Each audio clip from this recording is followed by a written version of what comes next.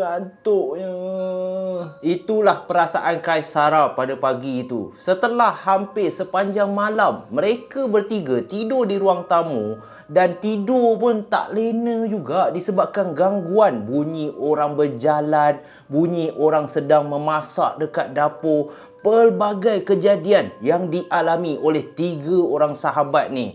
Jadi pada pukul 7 pagi, Kaisara dikejutkan dengan bunyi alarm telefon dia, dan apabila Kaisara bangun, dia dapati dua kawan dia, Tira dan juga Yam ni masih lena di buai mimpi. Dan apabila Kaisara melihat ke arah jam di telefon bimbit dia, ya Allah, dah pukul 7. Dah lambat nak pergi kelas. Kelas aku dah lah start pukul 8. Dengan keadaan menggelupur, Kaisara ni kejutkan Tira dan Yam ni. Weh korang, bangun bodoh. Dah pukul 7 dah ni. Alamak, kan nanti aku lambat lah. Korang tak ada kelas ke? Dan Tira dalam keadaan menggelupur, dia bangun. Aku pun ada kelas. Kelas aku pukul 8.30.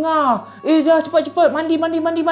Dan Yam ni relax je lah, sebab Yam ni pada hari tersebut kebetulan dia tak ada kelas. Kelas dia pun ada pukul 2 petang. Jadi Yam ni pun sambung tidur lah. Sementara Kaisara dan juga Tira ni menggelupur sebab dah lambat dia ni. Nak mandi lagi. Lepas mandi kau tahu je lah perempuan, nak keringkan rambut pun sampai setengah jam. Lepas tu nak berhias lah, pakai bedak sejuk apa semua. Selepas dah bersiap, sedar-sedar dah pukul 8 pagi. Jadi dalam keadaan menggelupur, Tira dan juga Kaisara ni sebab dah lewat dah nak pergi ke kelas, Tira ni sempat kejutkan si Yam ni. Yam, kau nak tinggal seorang ke kat rumah ni? Kau berani tak? Ataupun kau nak ikut kita orang sekali? Yam dengan tak mandi apabila Tira ni cakap kau nak tinggal seorang, Yam ni awal-awal tak nak. Aku tak nak. Sabarlah je, aku nak ikut korang. Lalu dimarahi oleh Kaisara. Alah Yam, kau ni lambat lah. Tak payah mandi lah. Jadi Yam ni pun cepat-cepatlah pergi ke tandas, basuh muka je. Memang tak mandi, dia salin baju. Yam ni pun ikutlah Kaisara dan juga Tira ni untuk pergi ke universiti. Walaupun kelas dia pukul 2 petang, tapi Yam ni dia tak sanggup nak tinggal seorang kat rumah puaka tu. Memang menakutkan. Yam ni lebih sanggup, aku ikutlah pergi universiti, aku lepak je lah, aku tidur kat kafeteria ke, daripada aku tinggal seorang kat rumah ni. Kejap kang, terdengar lagi bunyi tapak kaki. Yam dah cukup trauma dah malam tadi. Lalu sebaik saja mereka keluar menuju ke kereta Azia, waktu Tira ni nak start kereta, tiba-tiba belum Tira ni sempat start kereta, alangkah terkejutnya mereka bertiga apabila kereta Azia milik Tira tu secara tiba-tiba bergegar tau, ke kiri ke kanan. Jadi pada masa tersebut, Tira ni memandang Kaisara yang duduk kat sebelah dia. Apa hal kau ni? Kenapa goyang-goyang ni? Lalu Kaisara pun cakap, ni lah Yam ni lah yang tidur kat belakang ni. Lalu Yam pun menidak kan. Yam cakap, masa bila pula aku gegar? Aku relax-relax je baring kat belakang ni. Apa hal kereta kau ni Tira? Tira dengan Kaisara ni keluar balik daripada kereta, pusing keliling kereta Azia milik Tira ni. Dan alangkah terkejutnya, ada juga geng poker yang tak suka aku guna ayat alangkah, tapi lantak lah. Alangkah terkejutnya Tira dan Kaisara ni sampai menjerit Allahu Akbar. Sebab sebaik saja mereka buka bahagian bonet kereta Azia tu, korang nak tahu apa yang diorang nampak? Diorang nampak dekat dalam bonet kereta Azia, Sherry tengah tidur kat dalam bonet tu. Tira pun seakan-akan tidak percaya. Tira ni siap cakap dekat Sherry, ya Allah Sherry, apa yang kau tidur kat belakang bonet aku? Lalu Sherry pun dalam keadaan mamai, muka relax je Sherry ni, dia boleh cakap balik kat Tira. Sorry lah.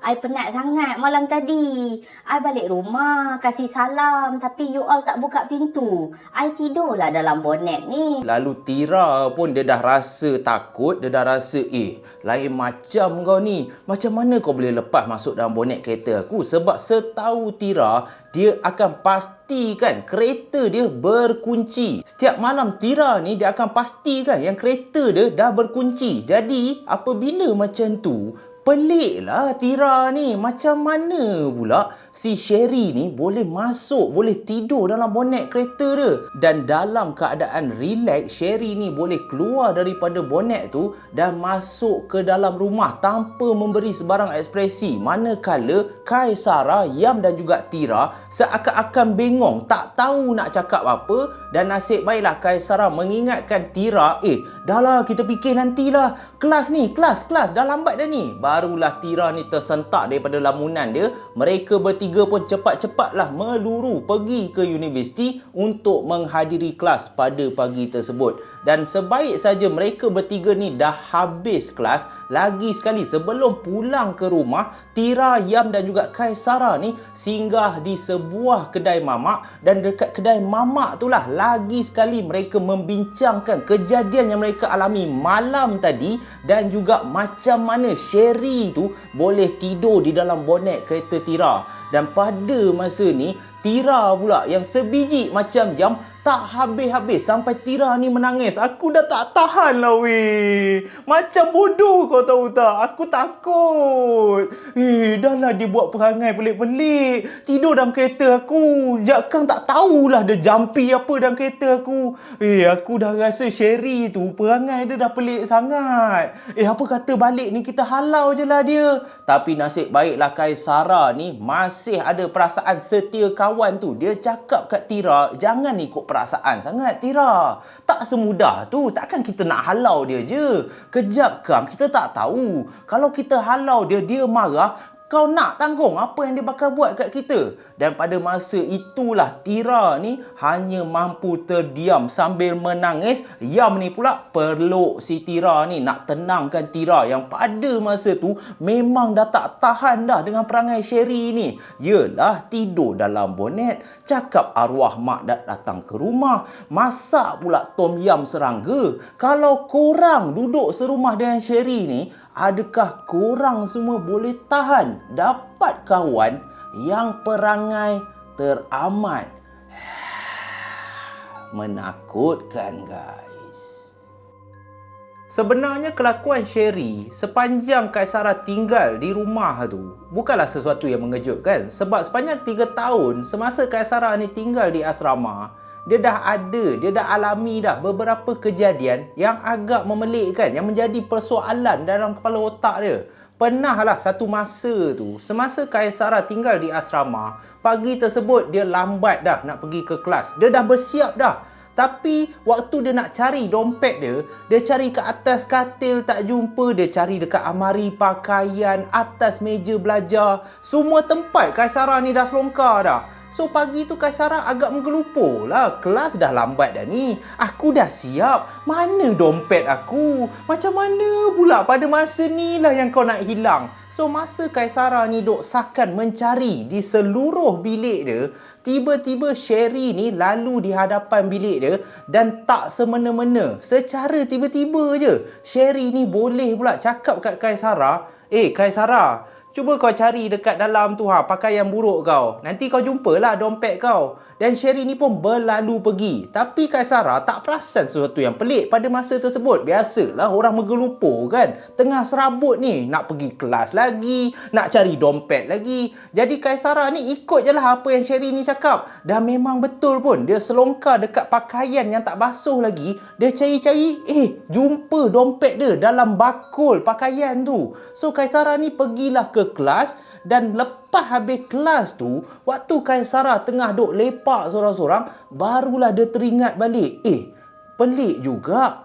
Macam mana Sherry yang bukan sebilik dengan aku pun, macam mana dia boleh tahu yang aku tengah cari dompet aku? Dan yang lagi mengejutkan, macam mana Sherry ni boleh tahu yang dompet dia ada di dalam pakaian yang tak basuh tu? So itu adalah kejadian yang pertama. Tetapi macam biasalah, kemungkinan kebetulan ke, kemungkinan waktu dia tengah cari, waktu dia tengah mengomel macam bontot penguin tu, mungkin Sherry ni terdengar lah yang si Kaisara ni cakap, mana dompet aku, mana dompet aku. Itu je lah apa yang Kaisara boleh fikir logik. Tetapi ada juga lagi satu kejadian yang menggemparkan seluruh asrama. Adalah satu semester tu di mana katanya semua pelajar yang tinggal kat asrama ada kes kecurian barang, kehilangan barang. Dikatakan ada orang yang mencuri barang-barang pelajar ni. Tak kisahlah dompet ke, perfume ke, pakaian ke, seluar dalam wanita pun ada juga yang hilang. Jadi seluruh pelajar asrama dah memang tahu dah nak kena hati-hati. Sebab apa? Sebab sekarang ni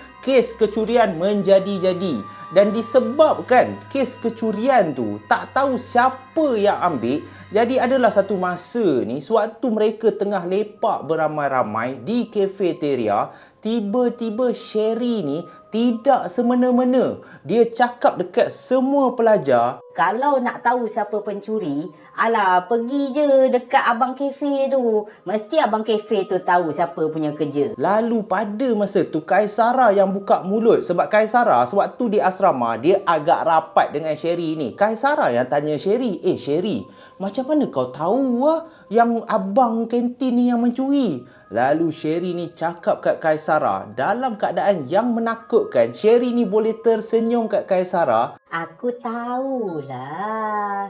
Kaisara, kau nak tahu tak? Semua benda aku tahu. So pada masa tersebut Kaisara ni dah diam dah. Dia dalam hati dia dah berdebar-debar dah. Apa hal yang perangai kau macam ni? Macam mana kau boleh tahu semua benda? Dan mungkinlah Sherry ni perasan yang muka Kaisara dah cuak dah tengok dia pada masa tersebut. Sherry ni terus cakap kat Kaisara, tak payahlah takut sangat, aku gurau je lah. Tak ada lah. Alah, dah aku kebetulan nampak hari tu abang tu ambil barang seorang pelajar tu. Sebab tu lah aku tahu. Tak ada lah, tak payah nak takut sangat lah. So Kaisara pun fikir kan, okey lah, kemungkinan lah. Mungkin apa saja yang berlaku di antara dia dan juga Sherry tu mungkin satu kebetulan saja. Tetapi sepanjang dia dah menetap di luar, dah tinggal serumah dengan Sherry ni, barulah Kaisara terfikir balik. Kemungkinan memang betul Sherry ni bukan semenjak tinggal kat rumah ni dia berkelakuan pelik dan menakutkan. Sejak di asrama lagi Kaisara ni dah mula perasan dah kelakuan Sherry ni tak seperti pelajar-pelajar lain. Jadi apabila mereka dah berbincang hampir 2 jam di kedai mamak, Kaisara, Yam dan juga Tira bersetuju untuk memanggil, untuk mendapatkan khidmat nasihat seorang ustaz untuk tengokkan keadaan Sherry tu. Kemungkinan Sherry tu hanya tekanan perasaan. Kemungkinan Sherry tu ada masalah, depression ke, ataupun ada gangguan mistik, ada perkara mistik yang mereka bertiga tak tahu. Dan selepas mereka bertiga dah bersetuju, selang 2 minggu sebelum mereka berusaha untuk mendapatkan ustaz datang ke rumah tu, berlakunya beberapa lagi perangai-perangai pelik yang Sherry ni tunjukkan. Ada satu malam semasa mereka dah lena tidur, tiba-tiba tidur mereka diganggu dengan suara hilayan ketawa di luar rumah. Sebaik saja Yam, Tira dan juga Kaisara ni bangun, mereka meluru ke tingkap bilik rumah mereka. Dan apa yang mereka lihat adalah sesuatu yang menakutkan sebab Sherry, kawan mereka, sedang berada di luar rumah mengenakan pakaian tidur. Lalu Sherry ni berjalan mengelilingi rumah mereka. Sambil berlari tu, Sherry ni boleh menjerit, bergelak ketawa seolah-olah tengah bermain dengan seseorang. Apabila Sherry ni masuk ke dalam rumah dalam keadaan tersengih-sengih ketawa. Seronoklah malam ni. Dan apabila Sherry perasan yang 3 orang kawan dia tengah berada di ruang tamu, otak dah bengong dah bangang dah, Tira ni lah yang memberanikan diri tanya Sherry ni, Sherry, kau buat apa Sherry kat luar rumah? Sherry ni boleh cakap kat Tira, Sorry lah, kacau korang ke? Aku main dengan kawan aku lah, Jerry. Ni kenal lah kan kawan aku, Jerry. Korang takut ke? Manalah Tira, Yam dan juga Kaisara ni tak telan air liur je memandang keadaan Sherry ni main kat luar rumah. Kawan kau Jerry, siapa Jerry ni? Kita orang tak nampak pun kawan kau. Dan kalau kau nak main pun, kenapa dah pukul 3 pagi? Apa yang kau buat sebenarnya? Dan apa yang dilakukan oleh Sherry? Sebaik saja dia dah menjawab persoalan daripada Tira tu, Sherry ni sambung balik gelak ketawa dia menuju ke dalam bilik, dan sepanjang malam Tira, Yam dan juga Kaisara boleh dengar yang Sherry ni seakan-akan tengah berborak, tengah bergurau dengan seseorang di dalam bilik Sherry. Dan itu bukanlah kejadian yang pertama, bermacam-macam lagi. Sepanjang 2 minggu tu, 3 orang ni terpaksa hadaplah segala perangai pelik yang ditunjukkan oleh Sherry ni. Tengok TV pukul 3 pagi sedangkan Sherry ni tak pasang pun televisyen. Bercakap seorang diri, memasak pukul 3 pagi, makan seorang diri di dapur tanpa menyalakan lampu, dan pelbagai lagi kejadian yang menakutkan. Dan dalam masa 2 minggu tu jugalah Tira, Yam dan juga Kaisara ni cuba dapatkan ada tak ustaz, ada tak perawat yang boleh datang tengokkan keadaan Sherry ni. Dan nasib baiklah salah seorang kawan Kaisara yang belajar sama jurusan dengan dia dekat universiti yang dipanggil Syida. Syida ni kebetulan bapa dia, Pak Wan orang panggil, Pak Wan perawat Islam. Kebetulan bapa si Syida ni perawat Islam ataupun ustaz lah, senang cerita. Pada masa ni Ustaz Mustaqim tak ada.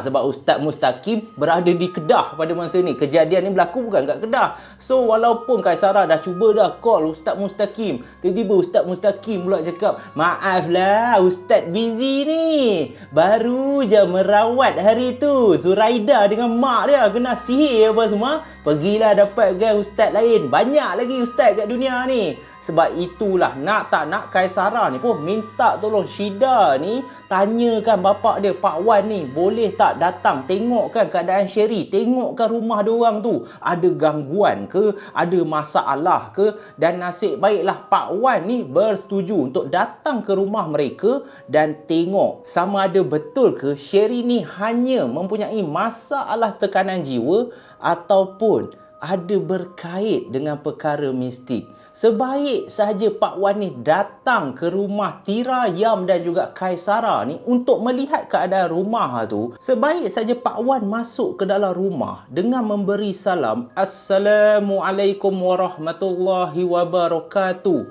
Tira, Yam dan juga Kaisara boleh rasa seakan-akan ada satu angin panas yang menghempas ke arah muka mereka. Jadi mereka bertiga dah ketakutan duduk di belakang Pak Wan, dan Pak Wan pun tak lengah masa membacakan beberapa ayat dari Al-Quran. Dan Pak Wan pun mulalah cek daripada satu bilik ke satu bilik, daripada satu penjuru ke satu penjuru dekat dalam rumah sewa mereka.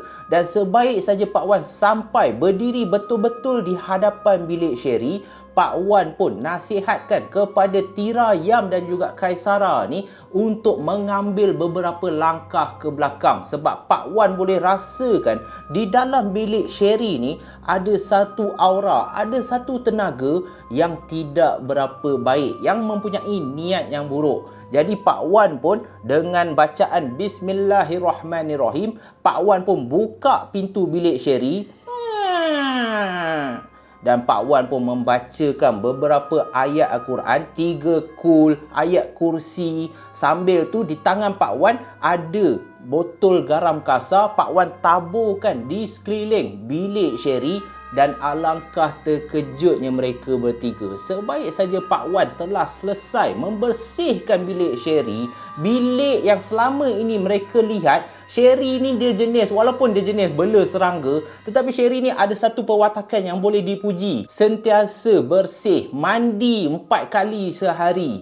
Bilik Sherry ni sentiasa berkemas, sentiasa wangi. Sepanjang mereka tinggal dekat rumah tu dengan Sherry, Sherry ni boleh dikatakan pembersih. Tetapi selepas Pak Wan dah merukiah bilik Sherry ni, bilik yang pada asalnya nampak kemas, nampak terang, cantik, bau pun wangi, sekarang ni berubah 180 darjah. bilik Sherry nampak suram. Ada sarang laba-laba. Nampak macam bilik tu telah lama ditinggalkan tak berpenghuni.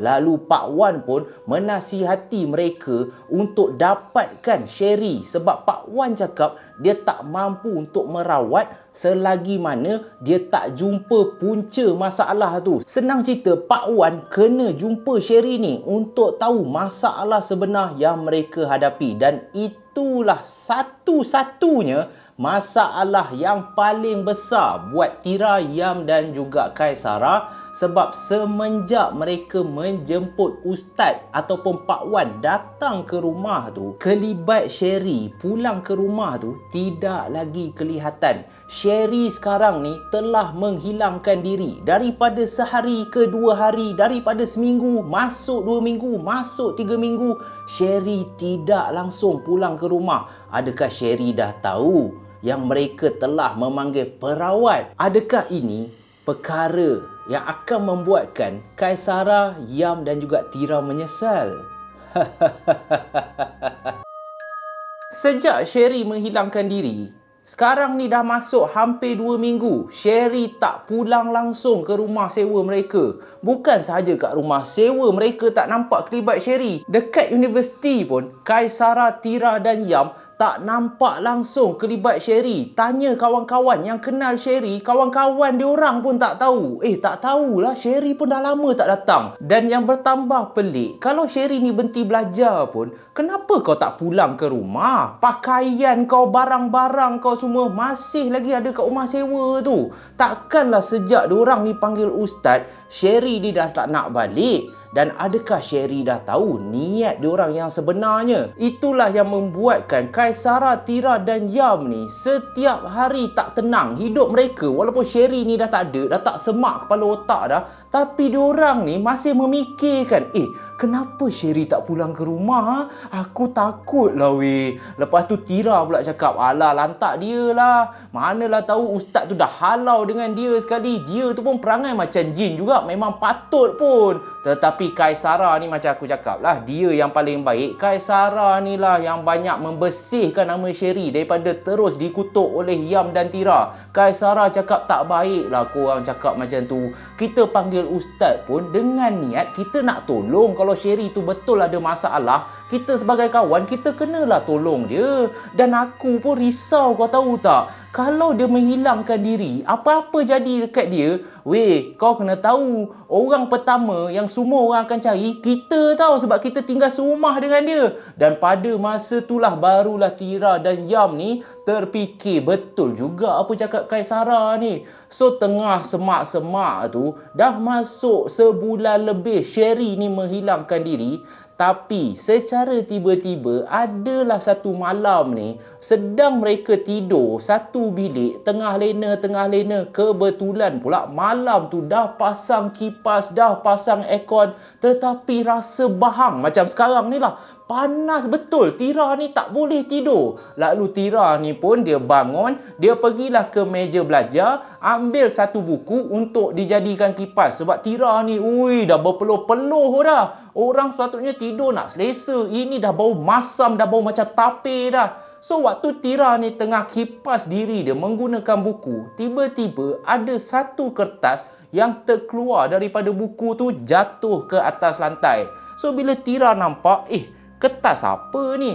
Tira pun mengambillah kertas tu, dan sewaktu Tira tengok kertas yang terjatuh tu, rupanya yang terjatuh tu bukan kertas tetapi adalah sekeping gambar sewaktu mereka berempat tengah pergi bercuti di Langkawi. So bila Tira tengok, macam mana gambar ni boleh ada dalam buku ni? Siapa yang selit? Pada awalnya segalanya nampak normal, segalanya nampak macam gambar biasa. Tetapi alangkah terkejutnya Tira, di setiap muka Tira, muka Yam, muka Kaisara, seakan-akan ada seseorang yang telah melukis, menambah tanduk di kepala mereka bertiga. Ada tanduk yang macam tanduk setan tu. So Tira pun terkejut lah. Pada masa ni bulu roma dia dah meremang dah. Jadi Tira dalam keadaan menggigil. Dia tak kejut lagi Yam dengan Kaisara. dia pun pusingkan gambar tu, dan di belah belakang gambar tu adanya satu tulisan yang tertulis, Engkau ingat aku tak tahu kau panggil Ustaz? Korang akan terima padah dia. Lalu bila Tira baca ayat yang berunsur ugutan, Tira pun dah dalam keadaan takut mencampakkan gambar tu, dan dengan gelabah Tira terus melompat di atas katil, kejutkan kawan baik dia Yam dan juga Kaisara ni. Dan sewaktu mereka berdua ni bangun, mereka berasa pelik tengok keadaan Tira ni yang tengah menggigil, berpeluh-peluh dan telah pun berlinangan air mata. Lalu Kaisara dengan Yam pun cuba menenangkan Tira, tanya dia, kenapa kau macam ni? Dan akhirnya Tira pun jelaskan apabila Kaisara dan Yam ambil gambar tu, mereka pun turut rasa apa yang Tira ni rasa. Memang takut gila, dan mereka tahu siapa yang tulis surat ugutan tu, siapa yang lukis tanduk di kepala mereka. Tak lain tak bukan, ini perbuatan Sherry, anak kepada jin. Memang diorang geram betul. Dan geram-geram pun takutlah juga. Dan keesokan harinya, disebabkan mereka telah mendapat surat yang berunsur ugutan, yang berunsur mistik, Kaisara, Tira dan Yam pun pergilah berjumpa Syida untuk Syida ni bawa mereka bertiga bertemu Pak Wan. Sebab bagi diri mereka, ini adalah sesuatu yang merisaukan. Adakah mereka akan terkena gangguan seperti mana yang mereka kena selama ni? Jadi disebabkan itu, mereka ni perlu berjumpa Pak Wan supaya Pak Wan boleh menyelesaikan masalah ni. Dan Tira pun turut bawa juga gambar yang Sherry ni dah lukis, yang dah tulis, kau ingat aku tak tahu kau jumpa Ustaz. So bila dah berjumpa dengan Pak Wan pada malam tu, Pak Wan pun tengok gambar tu, dan soalan pertama yang Pak Wan tujukan kepada Kaisara, Tira dan Yam adalah, sepanjang korang kenal dengan Sherry, korang pernah tak buat sesuatu yang buruk terhadap dia? Jadi Kaisara menggelengkan kepala. Tak pernah. Selama ni sepanjang saya duduk asrama pun, saya layan Sherry tu elok je. Manakala Yam dan juga Tira ni hanya mendiamkan diri. Lalu Pak Wan pun tanya lagi sekali, so kamu Yam, kamu Tira, pernah tak kamu buat apa-apa yang tak elok? Dan Yam dengan Tira ni, Kaisara tengok pelik sebab diorang ni seakan-akan menyembunyikan sesuatu. Seolah-olah dua-dua ni tak nak cakap. Kejap Yam ni siku Tira, kejap Tira yang siku Yam. Kau cakap lah, aku tak nak cakap. Dan akhirnya selepas dipaksa oleh Pak Wan, rupa-rupanya Tira dan Yam ni dah lagi lama kenal Sherry tu berbanding Kaisara. Kaisara kenal sewaktu tinggal ke asrama, tetapi Tira dan Yam dah kenal Sherry ni sewaktu mereka menjalani perkhidmatan PLKN. Diorang dapat camp PLKN yang sama, dan akhirnya pada malam tu terbongkarlah cerita yang mengejutkan Kaisara dan juga Pak Wan. Tira ni katakan sewaktu dekat PLKN dulu, Sherry ni merupakan seorang budak yang sering kali dibuli disebabkan dia ni budak perempuan yang comel molek, kecil, tetapi tak ada siapa yang nakkan Sherry ni sebab dia berwajah hitam, kulit dia gelap, muka dia penuh jerawat. Jadi disebabkan fizikal dia yang tak berapa menarik, dialah yang menjadi mangsa buli pelajar-pelajar lain, termasuklah Tira dan juga Yam ni. Tira katakan sewaktu PLKN dia pernah menggunting stokin milik si Sherry ni, manakala Yam pula dia pernah mencuri barang-barang perhiasan, barang-barang contohnya macam pakaian. Dia conteng pakaian Sherry, lepas tu dia koyakkan tudung si Sherry ni. Jadi apabila mereka dah cakap macam tu, Pak Wan ni terus menggelengkan kepala, dan itu telah merisaukan Kaisara. Kaisara marah Tira dan Yam ni. Aku tak sangka malam ni baru korang nak buka mulut. Kenapa korang tak bagi tahu aku selama ni yang kau dah kenal Sherry tu lama? Dan Tira ni cuba mempertahankan diri dia. Dan kau tak tanya, alamak, lepon benda tu tak penting lah. Benda tu dah lepas lah. Apa hal yang dia nak terbawa-bawa sampai sekarang? Selama ni duk rumah sewa, kita layan dia elok je. So, diorang ni bertekak. Akhirnya Pak Wan juga yang marah. Sabar boleh tak mangkak? Sekarang ni korang yang minta tolong aku. Ini rumah aku tau. Aku ustaz juga. Tapi kalau korang dah bising-bising macam ni, banana kejap kan kena pelempang aku. Lalu ketiga-tiga ni pun senyap lah. Betul lah juga. Dah datang rumah orang, kau nak bergaduh pula. Jadi Pak Wan ni pun bagi tahulah, kalau apa yang dikatakan oleh kamu tu betul, Allahu Akbar. Jadi bila dengar macam tu, Kaisara yang ketakutan ni pun, yang rasa bersalah ni pun, sebab dia menganggap Sherry tu baik. Memanglah perangai dia pelik, tapi Kaisara ni seorang budak yang melayan orang sama rata. Orang layan dia baik, dia layan baik. Orang buat jahat dekat dia pun, dia tak balas balik. So Kaisara ni pun tanyalah Pak Wan, apa maksud Pak Wan? Apa yang akan jadi dekat kita orang, Pak Wan? Lalu Pak Wan katakan, kalau korang semua nak tahu, budak yang kamu sering kali buli ni, budak yang kamu buat hianat ni, dia bukan biasa-biasa. Barang yang dia ada, ilmu yang dia ada, na'udzubillahi minasyaitonirrajim. Pak Wan pun takut. Sebagai perawat pun, Pak Wan boleh rasakan ilmu yang Sherry ni ada bukan kaleng-kaleng. Ilmu dia teramat kuat. Sebab itulah apa yang kamu bagi tahu tentang perangai-perangai pelik, tentang perwatakan Sherry ni. Kejap dia macam manusia normal, kejap dia bergurau senda seorang-seorang, cakap seorang-seorang. Ada masanya dia menangis. Itu adalah disebabkan ilmu dia yang terlalu kuat. So, bila Pak Wan dah terangkan macam tu, Tira dan juga Yam ni, termasuk juga Kaisara, tak faham langsung ilmu apa maksud Pak Wan ni. Apa yang kuat? Apa kena mengena ilmu dia dengan perwatakan perangai dia yang pelik tu? Dah serupa orang tak betul. Lalu Yam pun cuba juga tanya kepada Pak Wan supaya Pak Wan ni jelaskan dengan lebih terang. Pak Wan, cuba Pak Wan cakap, kita orang sekarang ni memang dalam bahaya ke?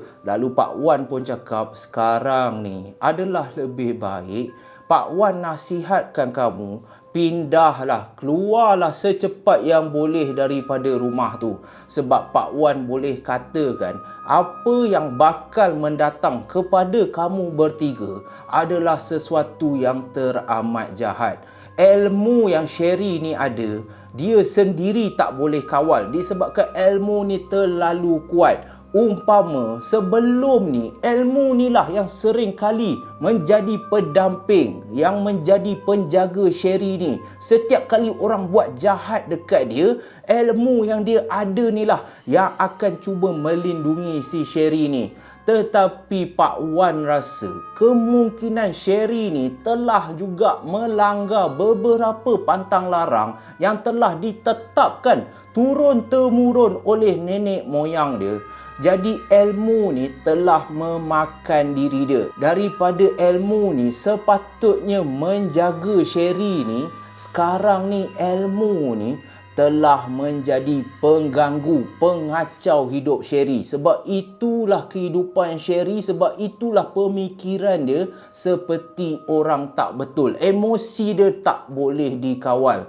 Dan Pak Wan nasihatkan, selagi boleh, keluar daripada rumah tu dan cuba dapatkan jawapan di mana Sherry berada sekarang. Sebab Pak Wan takut apa yang kita buat sekarang ni sudah terlambat. Semasa di universiti, selepas mereka bertiga telah mendapat amaran keras daripada perawat Islam yang nombor 2 terkenal selain Ustaz Mustaqim, iaitu Pak Wan, Kaisara ni pun cubalah sedaya upaya mendapatkan maklumat tentang Sherry. Dan Alhamdulillah, Kaisara ni dapat tahu ada seorang pelajar lelaki yang merupakan kenalan Sherry ni sejak di bangku sekolah rendah lagi. Boleh katakan sekampung dengan Sherry ni yang bernama Mail. Jadi Kaisara ni pun dia sedaya upaya mendapatkan Mail ni dan dia harap Mail ni dapat membongkar cerita yang sebenar. Siapakah Sherry yang sebenarnya? Kenapa Sherry menjadi begitu? Kenapa Sherry boleh mengambil ilmu yang teramat kuat yang akhirnya telah merosakkan diri dia? Jadi apabila Kaisara tahu yang si Mail ni ambil jurusan mechanical, Kaisara ni pun pergilah berjumpa dengan Mail yang pada awalnya sebaik saja Kaisara jumpa Mail, Kaisara pun cakaplah kat Mail ni, Mail, tunggu kejap. Mail, sini kejap. Aku Kaisara ni. Dan apabila Mail ni dengar daripada jauh ada seorang gadis yang comel molek tengah panggil dia, Mail ni pun dalam hati dia, siapa pula yang panggil aku ni? Aku dah ada peminat ke? So, sebagai seorang lelaki yang mudah cair, Mail ni pun menghampirilah Kaisara. Awak siapa? Awak nak berkenalan dengan saya ke? Macam mana awak tahu ni? Yang saya ni nama Mail semua. Seganlah saya. Lalu Kaisara pun muka memang stone biawak. Kaisara ni tenganga je tengok Mail ni menggedik-gedik kan. Lalu Kaisara pun cakap, awak Mail kan? Saya ada benda nak tanya awak ni. Dan Mail pun masih lagi dengan perasaan syok sendiri dia. Alah. Awak ni buat saya segan lah. Nak tanya apa ni? Awak nak tanya saya dah berpunya ke? Lagilah stone biawak muka Kaisara ni. Apa hal engkau ni yang menggedik ni? Ya Allah, tolonglah. Not my taste, okay? Jadi Kak Ram pula. So Kaisara ni pun teruslah tanya kat Mail ni. Mail, saya nak minta tolong awak ni. Awak kena tolong saya. Saya tahu awak kenal Sherry kan? Dan sebaik saja Mail dengar nama Sherry disebutkan oleh Kaisara, muka Mail yang daripada tadi tengah syok sendiri ni tiba-tiba berubah dalam sekelip mata. Mail ni terus melarikan diri daripada Kaisara. Tak ada. Aku tak kenal. Aku tak kenal siapa kau sebut. Aku rasa kau salah orang lah. Dan sebaik saja Mail ni melarikan diri, tiba-tiba Kaisara ni menjerit, Mail! Tolong aku, Mail! Sekarang ni Sherry dah hilang dan kita orang dalam kesusahan sekarang ni. Tolonglah! Dan bila Mail dengar Kaisara jerit macam tu, langkah Mail ni terhenti. Dan Mail pun memalingkan kepala dia memandang ke arah Kaisara dan dia boleh nampak Kaisara memang perlukan pertolongan dia. Muka Kaisara, Allahu Akbar, dahlah cantik. Lepas tu sayu je. Mail ni yang keberatan, dia memang tak nak dengar dah pasal Sherry. Dia tak nak ambil tahu dah. Tapi apakan daya, seorang anak gadis yang perlukan bantuan dia, Mail ni tak boleh kawal diri dia. Lalu Mail pun patah balik dekat Kaisara dan Mail pun cakap, awak, saya boleh tolong awak, tapi saya ada satu syarat. Ini adalah pertolongan saya yang first dan yang terakhir. Dan kalau betul awak nak minta tolong saya, sekarang ni saya betul ada kelas. Kelas saya pukul 4 ni sampai pukul 5.30. Dan insyaAllah saya janji dengan awak, kalau awak boleh tunggu saya, awak tunggu dekat kafeteria. Habis je kelas, saya jumpa awak kat kafeteria dan awak bagi tahulah apa masalah awak. Dan tergambarlah senyuman di muka Kaisara. Alhamdulillah, nasib baiklah Mail ni nak tolong dia, sebab dah tak ada siapa dah yang boleh tolong mereka bertiga pada masa tu. Mail je lah harapan Kaisara. Lalu Kaisara pun duduklah di kafeteria tu. Dan selepas Mail ni dah habis kelas, Mail ni pun pergilah ke kafeteria dan berjumpa dengan Kaisara. Dekat kafeteria tu lah segala cerita terbongkar. Pada masa ni Tira dan Yam tak ada, sebab Kaisara saja je tak nak libatkan dia orang. Kaisara nak tahu sendiri daripada mulut Mail. Dia nak tahu dulu apa sebenarnya sejarah kehidupan hidup si Sherry ni. Jadi sewaktu Mail ni tanya Kaisara, sebenarnya Kaisara, apa yang awak nak tahu sangat pasal dia? Lalu Kaisara pun cakap, sekarang ni kalau awak nak tahu, kita orang tinggal serumah dengan Sherry. Dan Sherry dah menghilangkan diri. Bila je Kaisara cakap Sherry dah menghilangkan diri, Mail ni terdiam je. Dia menunduk je kepala dia ke bawah. So Kaisara pun tanyalah, saya perlukan pertolongan awak. Awak boleh bagi tahu apa-apa yang awak tahu tak pasal Sherry? Saya nak tahu. Penting bagi saya nak tahu Sherry tu dia membesar macam mana sebenarnya. Dan Mail pun mulalah membuka mulut. Kalau awak betul nak tahu macam ni lah.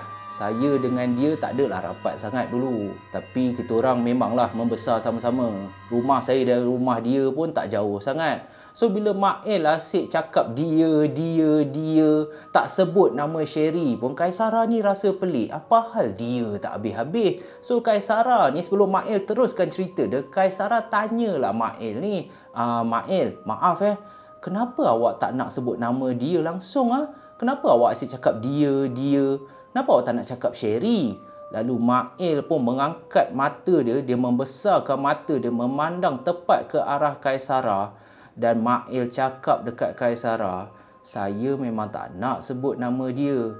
Sebab kalau awak tahu nanti, bila saya dah cerita, saya tak berani awak nak sebut nama dia. So bila Mail cakap macam tu, meremanglah bulu roma Kaisara. Walaupun waktu tu lewat petang pun, belum malam lagi. Tetapi Kaisara ni boleh rasa kehidupan Sherry ni penuh dengan kegelapan. So Mail pun sambunglah cerita dia. Sebenarnya keluarga saya dan keluarga dia memang agak rapat sejak daripada kecil lagi. Lagi-lagi pula kita duduk satu kampung. Saya dah kenal dia tu agak lama tau. Dulu dia baik. Dia memang seorang yang baik. Pergi sekolah sama-sama. Boleh dikatakan setiap kali saya ada masalah, dialah yang akan tolong saya. Dialah satu-satunya kawan saya dulu. Tetapi segalanya berubah apabila keluarga saya dapat tahu yang keluarga dia ada mengamalkan ilmu hitam. Dan ilmu hitam ni diwarisi sejak turun-temurun. Bukan sahaja daripada nenek dia. Boleh dikatakan ilmu hitam ni telah menjadi teramat kuat sebab diwarisi daripada nenek moyang.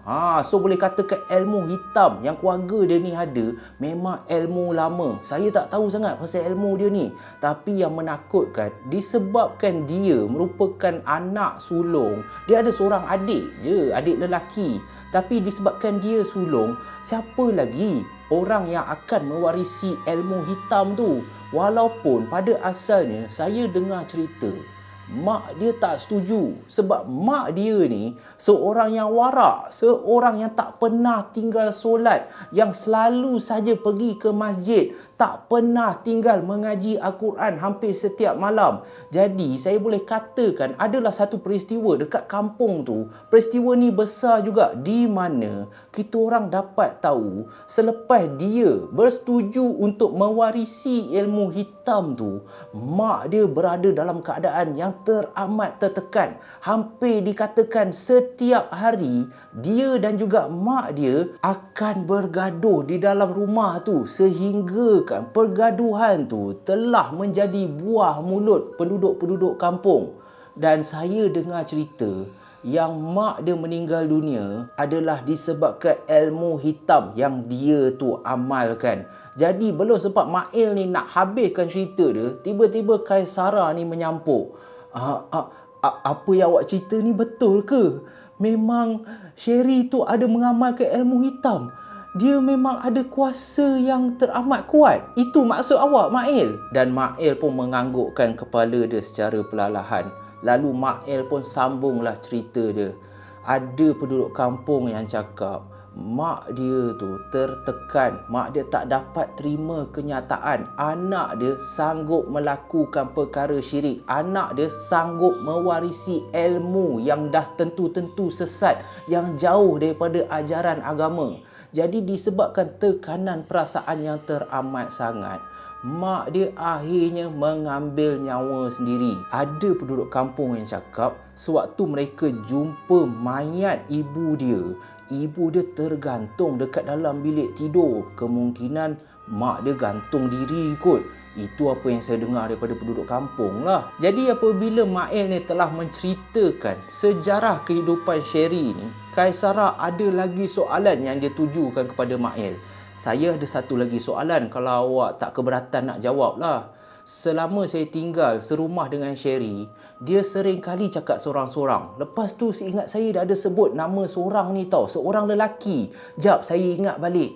Nama dia Kari, Mary, Jerry. Mael, awak pernah dengar tak? Jerry, awak kenal tak siapa Jerry tu?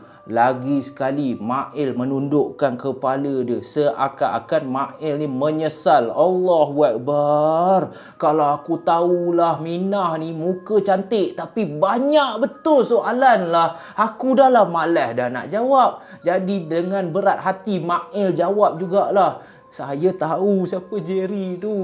Kenapa? Dia ada sebut ke? Lalu Kaisara pun menganggukkan kepala dia. Ya, boleh dikatakan setiap kali Sherry tu cakap seorang-seorang dekat rumah, dia tak habis-habis berborak dengan Jerry, bergurau dengan Jerry. Tolonglah saya, siapa Jerry tu? Lalu Mael pun cakaplah dekat Kaisara. Sebenarnya, sewaktu dia meningkat remaja, dia bercinta dengan seorang lelaki ni.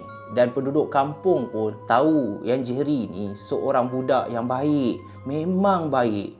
Kelakuan dia, perwatakan dia jauh berbeza daripada dia. Tapi disebabkan ibu dia dah tertekan pada masa tersebut, disebabkan ibu dia tahu yang anak dia mengamalkan ilmu hitam, ibu dia tak restu. Jadi ibu dia bongkarkan, ibu dia ceritakan segala kelakuan anak perempuan dia kepada Jerry. Dan apabila Jerry dapat tahu yang dia mengamalkan ilmu hitam, Jerry ni pun pergi meninggalkan dia. So disebabkan itu, ada juga penduduk kampung yang cakap dia mempunyai satu dendam kepada ibu dia sendiri.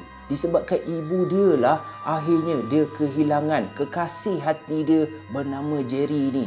Dan tak salah saya, selepas 2 tahun Jerry pergi meninggalkan dia, Jerry ni terbabit dalam satu kemalangan maut. Dan apabila Kaisara dengar macam tu, patutlah hampir setiap hari, hampir setiap malam mereka bertiga boleh dengar yang Sherry ni akan bercakap, akan bergurau senda, bergelak ketawa, dan Sherry akan sebut nama Jerry seakan-akan Jerry ni datang untuk menemani ataupun untuk menghiburkan hati Sherry. Tapi selepas Kaisara dah mendengar segala kisah pasal Sherry, sebelum Kaisara ni pergi, Mael sempat meninggalkan satu pesanan kepada Kaisara.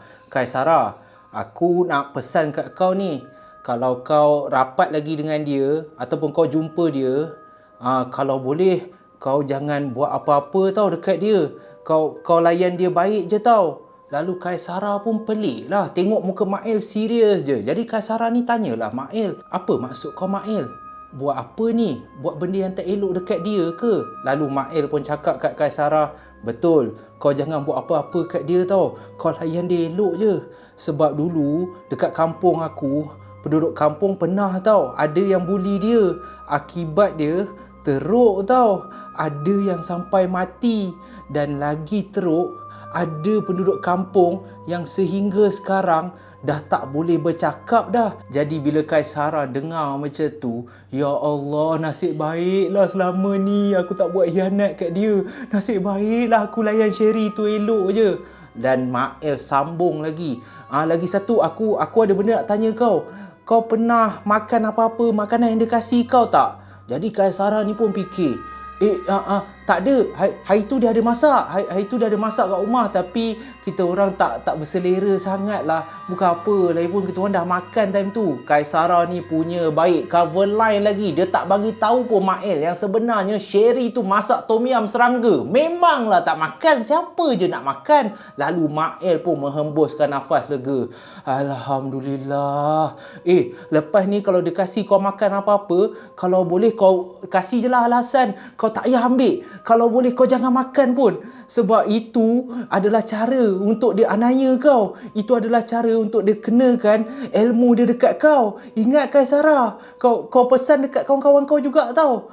Okeylah, aku pergi dululah. Lagipun aku rasa tak sedap lah. Dan Mael pun berlalu pergi dalam keadaan menggelupur seakan-akan Mail ni memang takut nak cerita buruk pasal Sherry. Sebab apa? Sebab Mail boleh rasa Sherry ni walaupun dia tak ada dekat situ, tetapi disebabkan Sherry ni mempunyai ilmu hitam yang teramat kuat, Mail percaya Sherry boleh berada di mana-mana. Jadi selepas Kaisara ni dah dapat tahu sejarah hidup Sherry, Kaisara ni barulah faham kenapa Sherry tu berperwatakan pelik. Kenapa Sherry suka cakap sorang-sorang. Ada masa dia okey, ada masa dia tak okey. Lalu dengan jawapan yang dia ada, Kaisara pun pergilah berjumpa Yam dan juga Tira. Lalu Kaisara pun berkongsilah segala maklumat yang dia tahu daripada Mail ni. Kaisara, Tira dan Yam tak buang masa. Malam tu juga mereka pergi berjumpa Ustaz Pak Wan dan Kaisara pun menceritakanlah segala maklumat yang dia tahu daripada Mail. Dan malam tu juga Pak Wan katakan kepada mereka bertiga, sekarang ni jom ikut Pak Wan, jangan buang masa, bawa Pak Wan pergi rumah sewa kamu. Pak Wan kena lakukan malam ini juga untuk mengelakkan terjadi apa-apa kepada diri kamu bertiga. Lalu dengan hikmat nasihat Pak Wan, Kaisara, Tira dan Yam pun tak buang masa. Menaiki kereta Azia milik Tira ni, mereka berempat pun bertolaklah menuju ke rumah sewa mereka. Dan sebaik saja sampai dekat rumah sewa tu, apabila Ustaz membuka pintu untuk kali yang kedua. Hari tu dah datang dah rumah sekali. Tapi kali ni Ustaz datang lagi sekali dengan bacaan lafaz Bismillahirrahmanirrahim. Ustaz pun buka pintu rumah tu. Dan ayat pertama Ustaz, Allahu Akbar. Rumah kamu ni macam hutan ya. Jadi bila Ustaz Pak Wan cakap macam hutan, itu telah membuatkan Tira, Yam dan juga Kaisara ni dia rasa pelik. Apa yang macam hutan kurang ajar punya Ustaz? Kita orang dah kemas, kita orang jenis pembersih. Kenapa Ustaz Pak Wan ni cakap rumah kita macam hutan juga? Tapi mereka bertiga tak berani nak tanya. Diorang senyap je, ikut je lah apa yang Pak Wan lakukan. Lalu Pak Wan pun tak buang masa. Pak Wan ni dah siap bawa dah sebotol air yang telah dibacakan ayat Ruqyah. Pak Wan pergi di setiap sudut rumah, di setiap bilik, di setiap ruang dekat rumah tu. Pak Wan nak bersihkan rumah tu dengan air Ruqyah. Dan sambil Pak Wan curahkan air tu di setiap sudut rumah tu, mulut Pak Wan tak habis-habis, tak henti-henti berselawat, berdoa, meminta pertolongan Allah supaya Allah selamatkan Tira, Yam dan juga Kaisara ni daripada perbuatan sihir, daripada perbuatan hianat yang cuba menyerang mereka. Dan selepas setengah jam Pak Wan telah membersihkan rumah tu, barulah Tira, Yam dan juga Kaisara faham maksud sebenar Pak Wan. Kenapa Pak Wan katakan yang rumah mereka seperti hutan.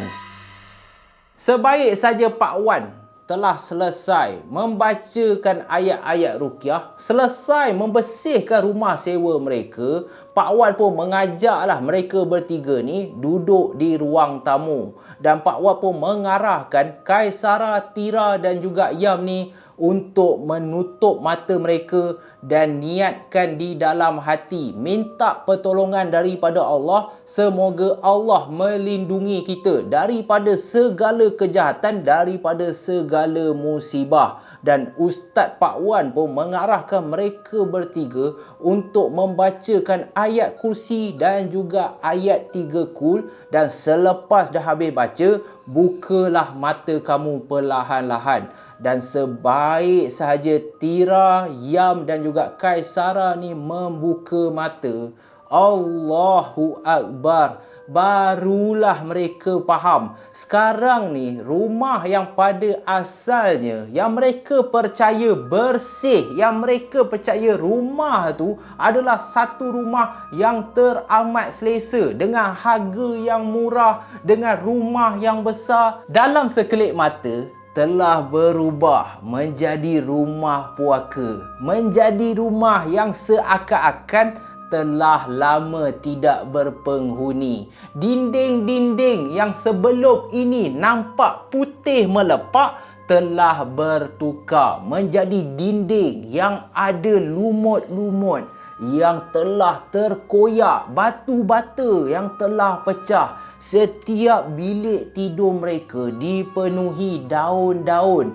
Siap ada satu batang pokok yang teramat besar di dalam rumah mereka. Dekat tengah-tengah rumah tu ada satu pokok besar. Aku boleh katakan rumah yang mereka tinggal hampir setahun, rupa-rupanya rumah tu memang tak berpenghuni. Bukan rumah untuk disewa pun. Rumah yang dah ditinggalkan lama. Jadi apabila Kaisara, Tira dan Yam seakan-akan tidak percaya dengan apa yang mereka lihat, lagilah mereka dalam ketakutan. Memang menangislah mereka bertiga ni. Lalu Tira pun kuat ke hati dia.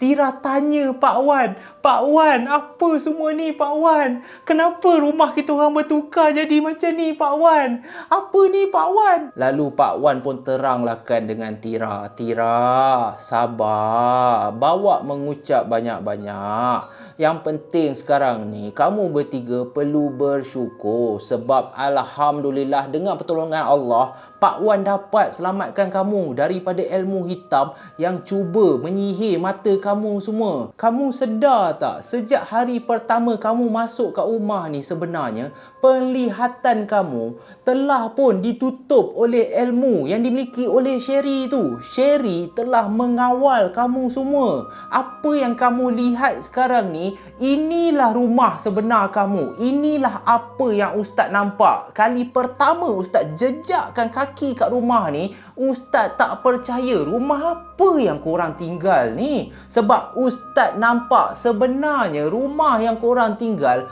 dah tak berpenghuni. Rumah ni terbiar. Mana ada orang duduk sini. Dan Kaisara pun mencelah. Jadi maksud Ustaz selama ni mata kita orang dah disihir oleh ilmu si Sherry tu. Lahanat betul. Lalu Ustaz Pak Wan pun tegurlah.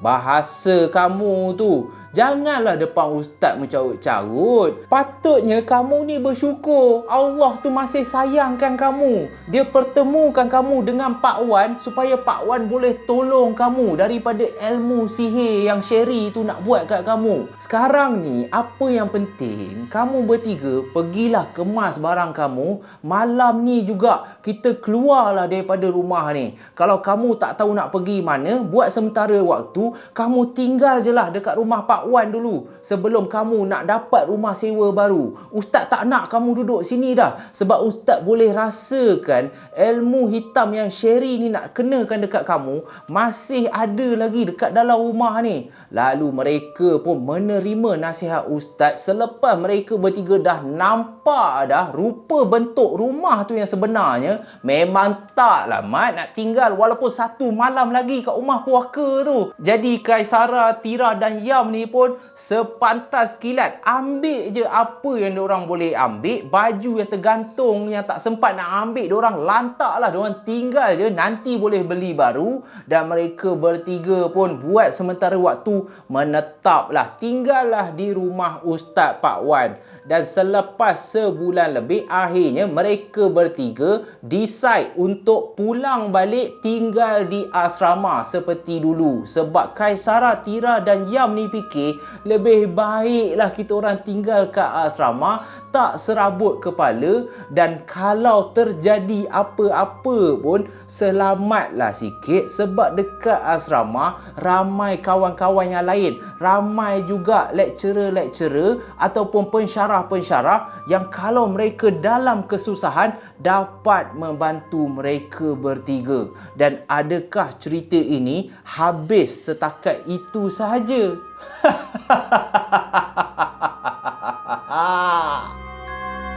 Selepas kejadian tu sebenarnya Sherry telah menghilangkan diri. Tak tahu pun ke mana Sherry pergi. Dan dikatakan rupa-rupanya Kaisara, Tira dan Yam baru dapat tahu yang rumah yang Sherry ni dapatkan bukanlah milik seorang makcik, tetapi rumah tu memang rumah terbiar. Rumah tu dah lama tak berpenghuni. Aku boleh cakap rumah yang terbengkalai lah. Tetapi disebabkan Sherry ni menggunakan ilmu hitam dia, menyihir mata Tira, Kaisara dan juga Yam ni untuk nampak rumah tu seakan-akan mewah, seakan-akan cantik. Tetapi sebenarnya, Allahu Akbar, rumah dah terbiar weh. Dan Alhamdulillah, disebabkan nasihat Ustaz Pak Wan, perangai Yam dan juga Tira pun dah berubah dah. Yang dulu sering kali mulut tak ada insurans, sering kali membuli pelajar-pelajar dekat PLKN, termasuk kat universiti pun. Aku boleh cakap Tira dan Yam ni budak nakal lah. Dah berubah dah jadi baik dah. Lebih kurang Kaisara juga. Orang buat jahat dekat dia orang ni, dia orang senyum je, tak berani dah nak membalas. Dan macam mana pula dengan Sherry? Takkan dia hilang macam tu je.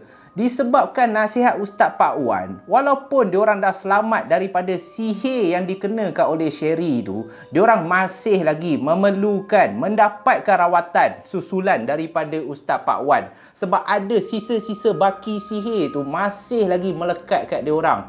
Dan sehingga ke hari ini, aku dengar cerita daripada Kaisara, diorang dah tak berani dah sebut nama Sherry. Diorang dah tak berani nak bercakap, nak bercerita langsung pasal Sherry. Sebab diorang dah tahu dah, patutlah Mail pun tak berani.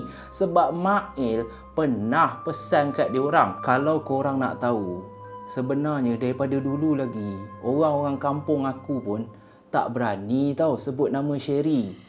Sebab kalau sebut nama Sherry, ada orang percaya Sherry boleh tahu orang cakap pasal dia. Dan berkemungkinan Sherry akan datang melawat orang yang sebut nama dia. Berani ke? Cubalah geng puaka. Lepas pukul 12 malam, sebutlah Sherry. Sherry, datanglah. Datang padaku, Sherry. Hui, banana Wan. Aku pula yang memang. Alah, jangan. Aku gurau je, Sherry. Aku tak sebut pun. Aku tak seru pun. Alamak, pisang Wan. Jadi itulah saja kisah untuk malam ni, guys. Aku harap korang terhibur lah sajalah nak menari sikit kan. So hari ni aku buatlah outro. Sebenarnya ada kisah sambungan. Selepas Kaisara, Tira dan Yam ni dah habis belajar, ada orang cakap macam Marvel lah lebih kurang. Ada kisah apa pula yang diorang alami sewaktu diorang dah habis belajar, sewaktu masing-masing dah bekerja. Adakah Sherry masih mengganggu diorang? Tetapi sambungan tu di part yang ketiga. Cumanya part ketiga ni cerita dia dah habis dah sebenarnya. Tapi kalau geng puaka nak dengar, alah nak tahulah apa yang berlaku pada Kaisara, Tira dan Yam. Alah nak lagi. Best lah Zaf. Korang komen dekat bawah, tulis nak Zaf, saya nak, sambunglah lagi. Saya tak boleh hidup tanpa Zaf. Amboi, janganlah macam tu. So insya-Allah kita jumpa lagi di malam puaka yang akan datang. Stay safe, stay healthy. Selamat Hari Raya Aidilfitri. Maaf zahir dan batin. InsyaAllah guys, stay safe, stay healthy, kekal ceria bersama malam puaka. Merdu burung berbunyi, takbir bergema di subuh sunyi, memanggil sanak dan saudara, menikmati hari raya yang aman sekali. Betul ke?